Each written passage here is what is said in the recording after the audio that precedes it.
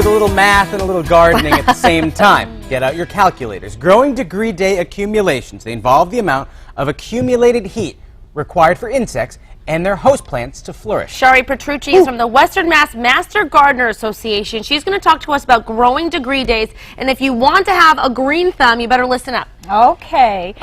Growing degree days is an accumulation of warm weather days. We use a formula to count those days because that gives us an indicator of when to expect certain pests to arrive, and we can prepare by knowing when is the best time to apply certain pesticides.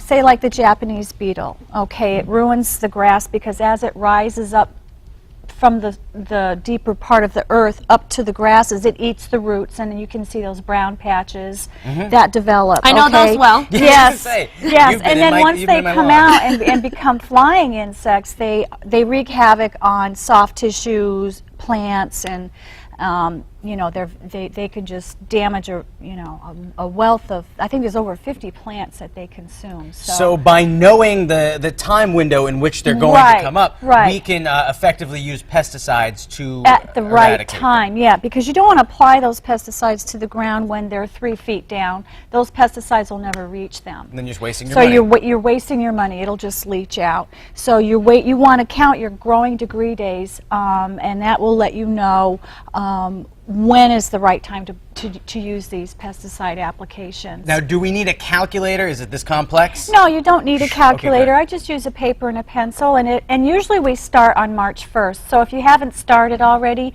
you can always go to the UMass website, the landscape extension. They have started keeping count for us, and they also list the plants that we watch as indicators of what may be going on.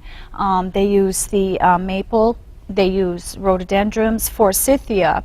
Now, like here, also, like this is a forsythia branch, and just before the leaves start to fall onto the ground in my backyard, that is telling me that enough growing degree days have accumulated for the crabgrass to start growing in my grass. So I want to make sure that I get that crabgrass killer down at the right time, not too early when the roots of the grass are too short and have wintered back, so they won't be able to soak up the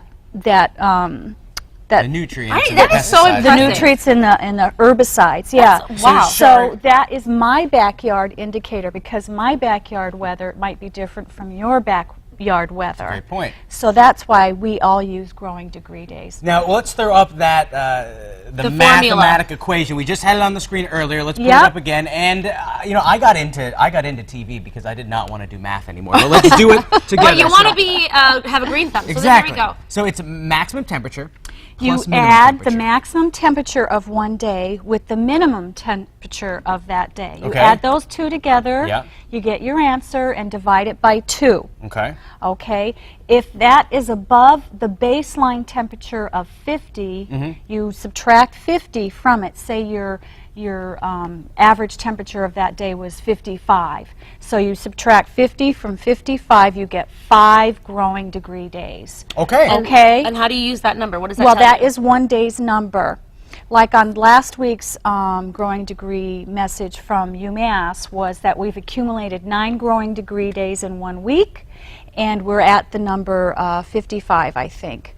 And so that is telling me on my average mean, I'm above 45 degrees. The soil temperature down 4 inches is above 45 degrees. So I can start planting some of my cold crops directly, you know, planting my seeds outside. This is like a whole other level for me. I'm lucky if I learn how to plant. My brain is chatting right now. But well, Shari, you're impressive. That's all I gotta say.